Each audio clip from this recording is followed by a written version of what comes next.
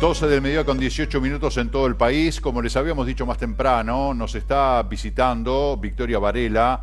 Ella es escritora, licenciada en periodismo. Bueno, tiene una serie de títulos académicos acreditados, ya que estábamos hablando de esto de los títulos, comentario aparte, presentando su libro que se llama Balnearios, Historias, Relatos y Leyendas. Este es el libro, esta es la tapa del libro que nos presenta hoy Victoria. Te damos la bienvenida a nuestro programa. Muchísimas gracias, muy amables por la invitación. Bueno, aquí hablamos de historias, relatos y leyendas. En la contratapa dice: si algo caracteriza a Uruguay son sus costas y especialmente los parajes que con el paso del tiempo han ido poblándolas. Pero aparte de sus nombres o localizaciones, ¿qué sabemos realmente de ellos? Todo un misterio, que lo va a descubrir el lector a medida que vaya leyendo cada capítulo. Me imagino.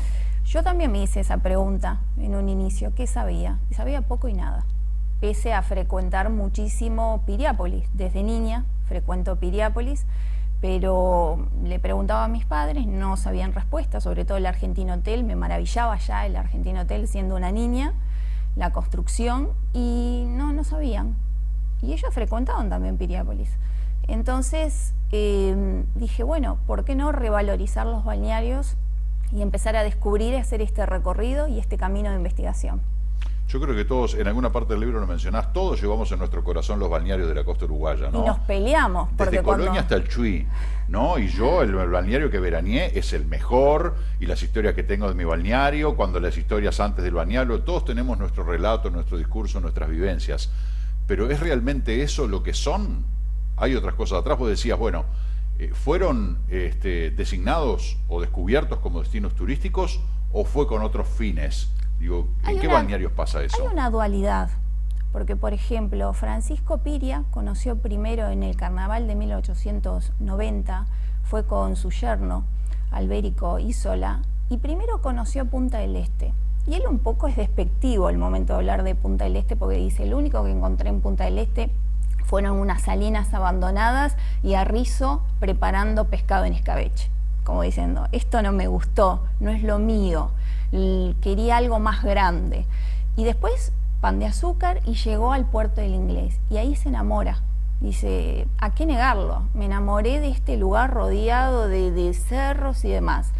Pero a esa visión idílica de Francisco Piria había un tema también económico. Por eso te digo que hay una dualidad. Me enamoro del lugar, me gusta, pero también lo veo como un proyecto comercial, porque de hecho las tierras que él compró, que fueron en principio 1814 hectáreas, a Anicia Olivera, era el segundo aforo más barato del Uruguay, es decir, eran tierras improductivas, no servían ni para la parte agrícola ni ganadera, pero sí para la minera. Y él ahí vio la explotación minera. Tal es así que deja a su apoderado, a Sengotita, José Sengotita, firmando la escritura y se había ido a Europa con muestras de tierra y piedras. Entonces decime, si no hay una dualidad de estoy enamorado de este lugar, pero también estoy pensando, hay una visión económica. Y eso de alguna manera no va de la mano con la creación de un balneario que se supone que es para descanso, para recreación, para el disfrute de la naturaleza. Lo que pasa es que él fue muy inteligente porque él generó muchos lugares para paseo, el Cerro del Toro, la Fuente de Venus. Entonces lo que él hizo fue hizo 22 viajes a Europa, y lo que quiso hacer fue una copia, una réplica de Niza, de todos esos países, pero obviamente pensó en lo económico y pensó en el disfrute. Tal es así que vos hablas con gente de Piriápolis y te dice, acá descanso. Y eso lo habla el bisnieto, que yo tuve la posibilidad de entrevistar al bisnieto de Francisco Piria. Y también cuenta un poco eso, que es una ciudad de descanso. Él fue un gran estratega. De hecho, también la construcción del Argentino Hotel tenía 73 años cuando inicia. Y vos decís, a los 73 años involucrarse en un proyecto de esa dimensión. Para aquella época de ese tamaño, ¿no? Exacto. Pero ¿qué pasa? Él también trascender. Es decir, hay un ego. Era un hombre con un carácter complicado, en el sentido que, por ejemplo, la Rambla, hubo un temporal en la Rambla y mandó a arreglar 2 veces la Rambla. Luchaba contra el Estado. Los robos que pasaban en el Argentino Hotel. Él dice, me roban. Él ya en 1926 escribe artículos diciendo que está cansado del Estado, que es un hombre que él solo era dueño y señor de Piriápolis. Ahora todo eso incluso se vende como producto, el Piriápolis místico. ¿Qué hay de la mística, de la alquimia? Que bueno, fue un gran alquimista, Francisco Piria, y de todo lo que rodea a los lugares que fueron tocados por él. Yo entrevisté a Pablo Robledo, que es un investigador hace 25 años que estudia el balneario y la vida de Francisco Piria. Y Francisco Piria lo que tenía es que todo su vida la volcaba en el diario La Tribuna Popular, contaba todo. Y la alquimia surgió en 1990. O sea, que antes no se hablaba de eso. Y él jamás, no hay ningún documento en el que hable de eso, él. Pero sí habla de una sesión espiritista realizada en Italia, porque él tenía intención de comunicarse con Magdalena Rodine, que era su primera mujer. También habla de la masonería, es decir, que él lo que profesaba, lo confesaba en la Tribuna Popular, pero de la alquimia no habla. Y este investigador dice, no hay ningún documento. Entonces tenemos dos ramificaciones. Por un lado, hay parte de la familia de Piria que sí, que dice que bueno, era alquimista, y después hay investigadores que dicen que no, que eso fue una moda que surgió en la década del 90. Eso cada uno, el lector, sacará su propia conclusión. ¿Qué te llevó a escribir este libro? El hecho de decir, bueno, voy a revelar verdades, voy a echar luz sobre ciertos temas que están en semisombra, o quiero aumentar la polémica que se genera en torno a los balnearios y su creación y los significados. Un mix de todo lo que dijiste, pero principalmente disfrutar. Yo lo disfruté y lo que quería era que el lector disfrutara. A mí me pasa que algunos libros que he leído son específicamente de un balneario y se rigen de una forma, incluso la estructura. Hablamos fuera del aire que arranca el libro con un crimen y hay un suicidio.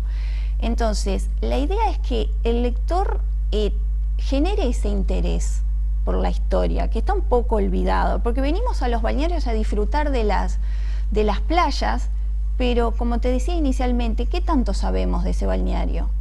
Entonces mi idea es que no sea solo un libro de verano, que sea un libro que pueda acompañar también en el invierno, porque como te dije, yo soy un asidua visitante de Piriápolis, pero hay gente que solo viene particularmente para el verano, pero no conoce mucho la historia.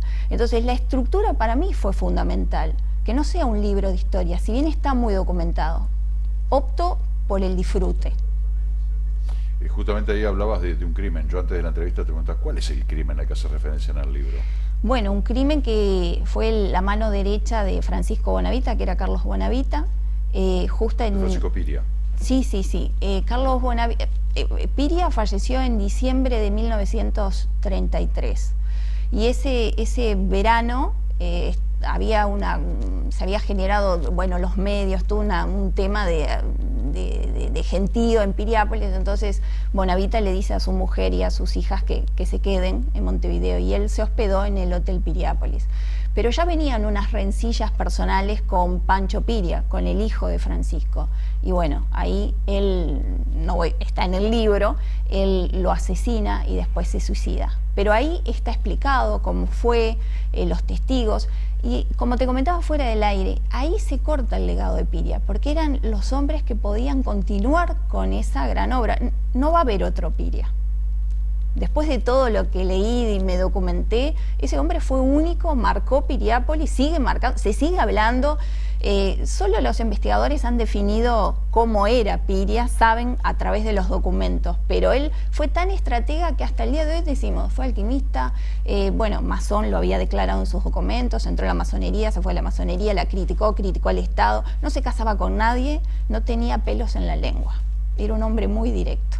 Ahora, de alguna manera entonces lo que intentó fue decir, bueno, que se corta el legado, o sea, me muero yo y conmigo se muere toda la magia. No, yo creo que la intención de él, en el libro un poco comento, él no tenía un buen vínculo con los hijos. Él los llevaba, lo que pasa es que Bonavita era un hombre que había empezado de abajo, había comenzado a trabajar con él a los 18 años. Cuando yo digo el hijo de Francisco Piria, estamos hablando de un hombre de 60 años. Bonavita rondaba los 42, 43 años. Era un hombre joven. no había puesto todas las fichas, hablando en criollo, respecto a sus hijos, porque de hecho él había cierta repulsión hacia sus hijos. Estaba enojado de alguna forma, los llevaba a los remates para que aprendieran lo que era ganarse la vida, pero creo que se sentía más identificado con Bonavita, ese hombre que se había iniciado con él, que había trabajado, que había ascendido económicamente, laboralmente, y los hijos tenían todo servido de alguna forma. La magia y el misterio me imagino que son elementos que rondan mucho el libro, ¿no? Por supuesto, y no solo con Piriápolis, con Atlántida, porque Atlántida... Ahí iba. El misterio y la magia son siempre atractivos y rodean, sobrevuelan lo que es este libro que escribió Victoria. Ahora, estábamos hablando de Piria, que tiene una cantidad de componentes de esa índole, pero hay otros balnearios también. Y te quería preguntar, ¿cuál te llamó la atención, cuál te sorprendió o en cuál encontraste realmente que hay muchísimas historias para contar? Bueno, Atlántida es sorprendente. Todo lo que se dice de la quimera, popularmente conocida como el águila.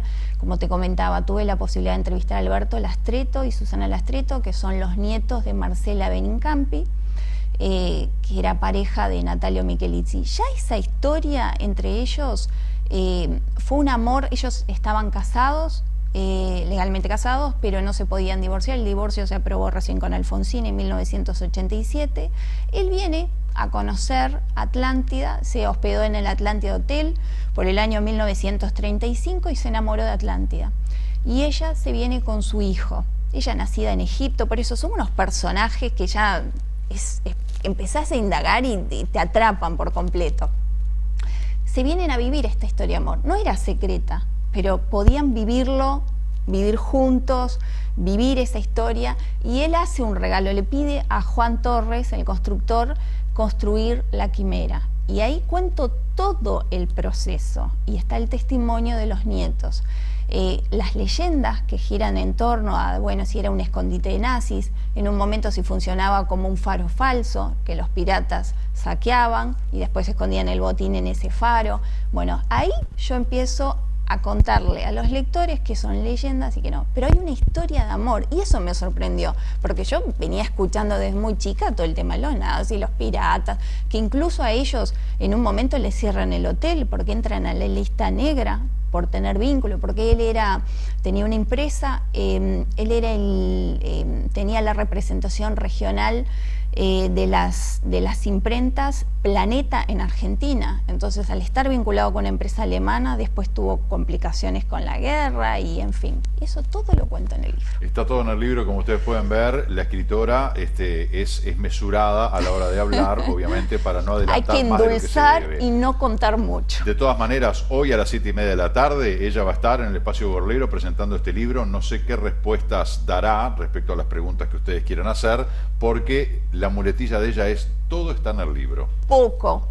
Van a estar estudiosos acompañándome, Pablo Reborido, Fernando Cairo, que es un localista, un gran estudioso también, y Sara Barreira de Solís. Ellos responderán, pero están limitados también, ¿eh? Van a contar algunas cositas y otras no. Limitados por ti, tú le dijiste, bueno. No, ellos también me limitan, porque a mí la gente después me manda mensaje y me dijo: Victoria, no cuentes que estoy leyendo este capítulo y me estás contando todo. Claro. Ya en la primera entrevista me rezongaron, así que a mí me tienen cortitos los lectores. Espero también, que por esta entrevista no te rezonguen, pero poniéndose al lugar de los lectores, es cierto. Estoy leyendo, no me diga el nombre del asesino, ¿verdad? Exacto. De eso se trata. Gracias por acompañarnos. A ti, muchísimas gracias, fue un placer, muy amables. Muchas gracias. Reiteramos, hoy 7:30 de la tarde, Espacio Gorlero, allí en la avenida Gorlero y la 30, la presentación de este libro, Balnearios, Historias, Relatos y Leyendas. 12:32, pausa, ya venimos.